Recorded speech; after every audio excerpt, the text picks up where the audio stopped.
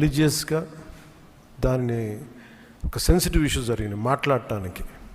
ఉదాహరణకి రామతీర్థంలో రామచంద్రమూర్తి శ్రీరాముడు ఈ దేశం కొలిచే శ్రీరామచంద్రుడి విగ్రహాన్ని శిరిచ్ఛేదం చేస్తే ఎవడో ఆకతాయి చేశాడు, ఎవడో పిచ్చోడు చేశాడు.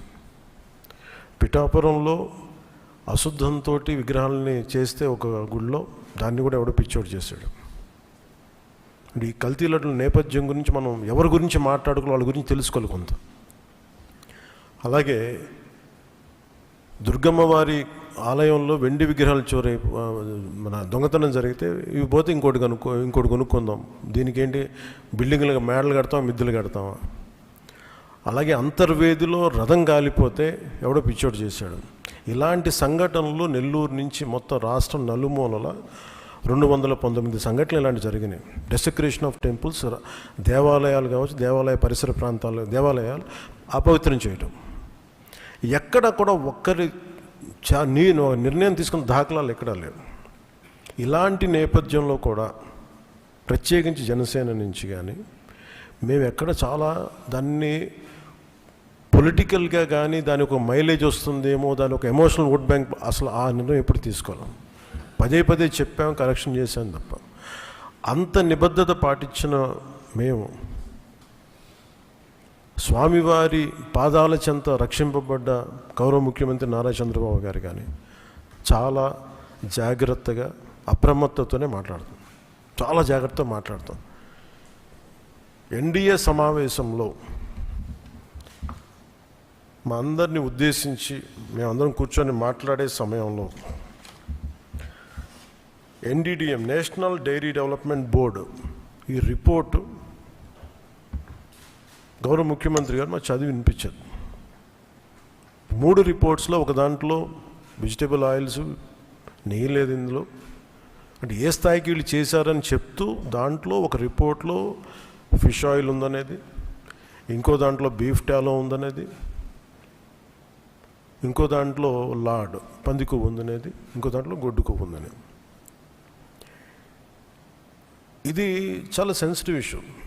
ఇది ఒక రిపోర్ట్, అది సాలిడ్ రిపోర్ట్. అది ఇది మాట్లాడేటప్పుడు మేము ఆలోచించుకొని మాట్లాడి నేను కూడా దాన్ని ముందుకు తీసుకెళ్ళినప్పుడు పర్యవసానాలన్నీ ఆలోచించి, కానీ నేను కూడా అనుకుని ఇది చెప్పాలా లేదా. ముఖ్యమంత్రి గారు చెప్పారు దీన్ని ఎంత తీసుకెళ్ళాలి, ఎందుకంటే మా భయం ఏంటంటే సెన్సిటివ్ అయ్యి మనం చేసేసామా. భగవంతుడితోటి మీకు గతంలో చెప్పినట్టుగా రామచంద్రమూర్తిగా విగ్రహం తల నరికేస్తే రామతీర్థంలో దాన్ని చేయడం మళ్ళీ ఇప్పుడు చేసి దీని మీద మనం తప్పుగా అనుకుంటారా, లేదంటే దీన్ని కూర్చోబెట్టి రాజకీయ పరంగా లబ్ధి పొందుతారు, ఇలా ఆలోచిస్తారని చెప్పి 1-2 రోజులు ఆలోచించినా కానీ చెప్పకపోతే ఏం జరుగుతుంది. రేపొద్దున మీ అందరికీ తెలిసి కూడా మీరు ఎందుకు మాట్లాడలేదు, అదొక ప్రశ్న ఉంటుంది. అందుకని దాన్ని మాట్లాడాల్సి వచ్చింది. ఎందుకంటే ఆల్రెడీ మేము గవర్నమెంట్ ఫామ్ అయ్యాం, 5 years మేమే ప్రభుత్వంలో ఉంటాం. ఇది లాస్ట్ 6 నెలల్లో ఏదైనా ఉందంటే ఒక మేము ఇలాంటి ఏదైనా చేసాం ఒక అర్థం ఉంటుంది. వచ్చిన 2 నెలలు మాకు ఏం అవసరం ఉంది, 5 years ఈ ప్రభుత్వమే ఉంటుంది. ప్రజలు ఎన్నుకున్నారు. ఇది తీసుకెళ్ళకపోతే తప్పు అవుద్ది. ఎందుకంటే మా బేసిక్గా అందరం ప్రతి మతాన్ని గౌరవించే సంస్కృతి ఇది.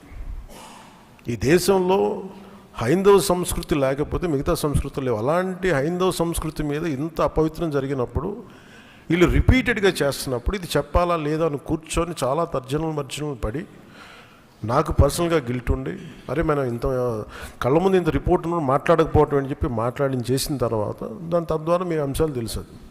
అది సుప్రీంకోర్టు దాకా వెళ్ళింది. కొంతమంది మీరు ఇట్లా అన్నారు, రాజకీయ లబ్ధి అన్నారు. మాకేం పోతే 5 సంవత్సరాలు మేమే ఉంటాం, మాకు ఆ భయాలు లేవు. కానీ దీన్ని కరెక్ట్ చేయకపోతే ఎందుకు మాకు ఉంది అంటే దీనికి నేపథ్యం అసలు వీళ్ళని మీరు ఎగ్జామిన్ చేయాలి. ఈ సమావేశం ద్వారా ప్రజలందరూ కూడా మేము ఏం ఎగ్జామిన్ చేస్తున్నామంటే వీళ్ళు ఎలాంటి పరంపర నుంచి వచ్చారు, వారసత్వం ఏంటి వీళ్ళకి. వీళ్ళు భగవంతుడి మీద పగబట్టారు. వీళ్ళు ఏడుకొండల స్వామి మీద పగ ఉంది. అది ఈరోజు పగ కాదు, ఏం పగో నాకు అర్థం కాదు. అది 7 కొండలు అంటాం. 7 కొండలు ఎందుకు, నీకు 2 కొండలు చాలు. భగవంతుడి మీద పగ ఏంటి ఎవరికైనా? వ్యక్తిగతంగా వర్గాల మీద పగ ఉండొచ్చు, ప్రత్యర్థి మీద పగ ఉండొచ్చు, కానీ విచిత్రంగా వీళ్ళు భగవంతుడి మీద పగబట్టారు.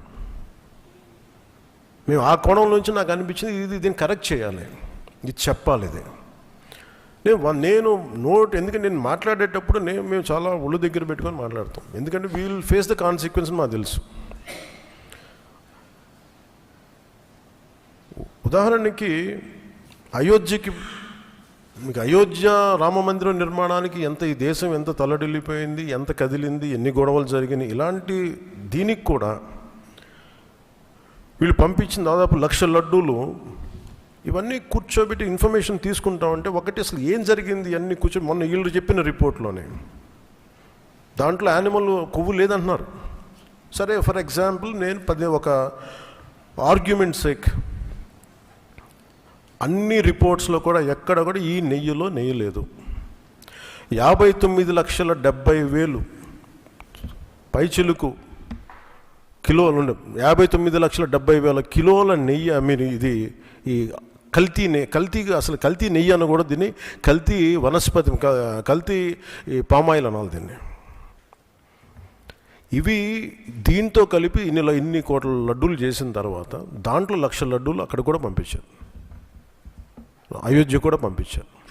వీటి నేపథ్యం మొత్తం రిపోర్ట్స్ అన్నీ వచ్చిన తర్వాత ఈ నెయ్యిలో ఎక్కడా కూడా 59,70,000 ఇక్కడ లడ్లు దీనికి సంబంధించింది వీళ్ళు అనుకున్న సోకాల్ నెయ్యి సప్లై చేసి దాంట్లో ఆన్ రికార్డ్ 58 లక్షల పామ్ ఆయిల్ దానికి సంబంధించిన ప్లాంట్ బేస్డ్ అన్నీ దొరికినాయి. అవి కాకుండా 1,70,000 నుంచి దాదాపు 2 లక్షల వరకు కెమికల్స్ దొరికినాయి. ఇవి ఆన్ రికార్డ్ వాళ్ళు కొన్నట్టు. మీకు టీటీడీకి మేము ఇన్ని లక్షలు 59 లక్షల పైచీలకు నెయ్యి సప్లై చేసామంటే ఆ పర్టికులర్ కంపెనీ 58 లక్షల పైచీలకు వీళ్ళు మనకి పామ్ ఆయిల్ దానికి సంబంధిత అన్నీ కొన్నారు. అలాగే 1,70,000 ఈ కెమికల్స్ కొన్నారు. ఇవన్నీ చాలా ఆన్ రికార్డ్ దొరికారు. ఎక్కడా కూడా సిబిఐ కానీ ఎక్కడ క్లీన్ చిట్ ఇవ్వలేదు. ఎక్కడ ఇవ్వలేదు. వాళ్ళు వెరీ క్లియర్ కట్గా చెప్పింది ఈ నెయ్యిలో పూర్తిగా ఇది ప్లాంట్ బేస్డ్, అంటే ఇది దీంట్లో నెయ్యి మన పాల నుంచి పాల కొవ్వు నుంచి రావాల్సింది, దీంట్లో ఇది లేదు. చాలా చాలా స్పష్టంగా అది చెప్పారు. మిగతాయి మేము నిర్ధారించలేకపోతాం, మా దగ్గర ఇన్ఫర్మేషన్ లేదు అనేది ఒక రిపోర్ట్ వాళ్ళు చెప్పింది. అలాగే national dairy development board very క్లియర్గా చెప్పింది దీంట్లో ఫిష్ ఆయిల్, అలాగే గొడ్డు కొవ్వు, పంది కొవ్వు, ఇవన్నీ లార్డ్ మన ఇంగ్లీష్ పదాలతో ఇవి ఉండే అవకాశాలు ఉన్నాయి. చాలా స్పష్టంగా వాళ్ళు ఇచ్చారు. ఈ ప్రాసెస్లో వీళ్ళు దీన్ని కూర్చోబెట్టి అడ్డగోలుగా మాట్లాడితే, ఎందుకంటే వీళ్ళకి ఏ రోజు కూడా ఈ ధర్మం మీద వాళ్ళకి గౌరవం లేదు. పైగా ఈ దొరికిన వాళ్ళు ఛార్జ్ షీట్లు మీకు చూస్తే మనకి తెలిసిన పేర్లన్నీ చూస్తే ఇందులో ఎక్కడ మతానికి సంబంధం లేదు. ఇది భోలేనాథ్ బాబా కానీ మిగతా ఏ డైరీ మీరు చూసినా కానీ వీళ్ళు ప్రిడామినెంట్లీ దర్ ఆల్ హిందూస్. దీంట్లో అసలు మతానికి కానీ దీంట్లో ఒక ఇస్లాంకి సంబంధించిన వ్యక్తులు కానీ లేదంటే మన క్రిస్టియన్ సంబంధించిన వ్యక్తులు అసలు ఎక్కడ సంబంధం లేదు. ప్యూర్లీ మాట్లాడుతున్నాం హిందువుల గురించే మాట్లాడుతున్నాం ఇక్కడ. So there is no question of other religions here. ఈ ప్రభుత్వం గత ప్రభుత్వం విషయంలో కూడా మేమేం మాట్లాడుతున్నాం అంటే they never have respect for the traditions and dharma of this land. అది చాలా ఆబ్వియస్గా చాలా మనకు తెలుస్తూ ఉంది. దాంట్లో భాగంగానే వీళ్ళు అదే చేశారు. చూసి ఈరోజు మాట్లాడి క్షమాపణ అడగకుండా తప్పు జరిగిపోయింది. ఇందాక మా కేశవ్ గారు చెప్పినట్టుగా ఒక తెలియక చేస్తే పొరపాటు, తెలిసి చేస్తే తప్పు, కనీసం తప్పులు జరిగినాయి అది కూడా చెప్పకపోగా మమ్మల్ని క్షమించమని అడుగుతున్నారు. నేను ఒకటే చెప్తున్నాను, భగవంతుని మీద పగబట్టుకున్నవాడు సర్వనాశనం అయిపోతాడు తప్ప ఎవడు బతికిన దాఖలాలు లేవు, గుర్తుపెట్టుకున్నారు. ఎందుకంటే ఇది ఫెయిత్కి సంబంధించింది. చాలా స్పష్టంగా చాలా క్లియర్గా సిబిఐ దాంట్లో మీరు కల్తీల నెయ్యి మీరు కాకుండా అసలు నెయ్యి లేని దాంతో మీరు లడ్డూలు చేసి దాంట్లో మీరు ఇందాక చెప్పిన గ్లిజరైడ్స్ ఇవన్నీ ఉన్నాయి కదండి. దానికి మీకు ఒక రికార్డ్ చెప్తాను. 2019 నుంచి 2025 వరకు మీకు కనీసం ఒక నువ్వుల నూనె 180 రూపాయల నుంచి 268 రూపాయలు ఉండేది కనీసం 26కి ఈ రోజుకి.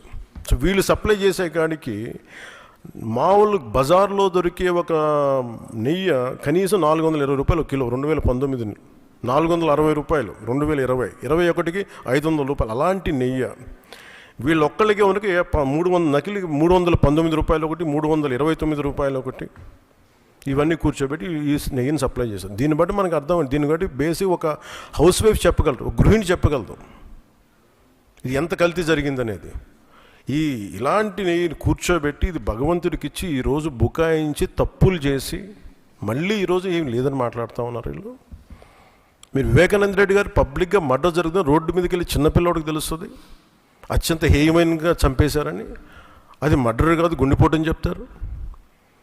వెండి విగ్రహాలు పోతే, అమ్మవారి విగ్రహాలు పోతే పోయిందంటారు. విగ్రహం కాల్చి ఎవరిన అపవిత్రం జరిగితే ఎవడు పిచ్చోడు చేసాడు అంటారు.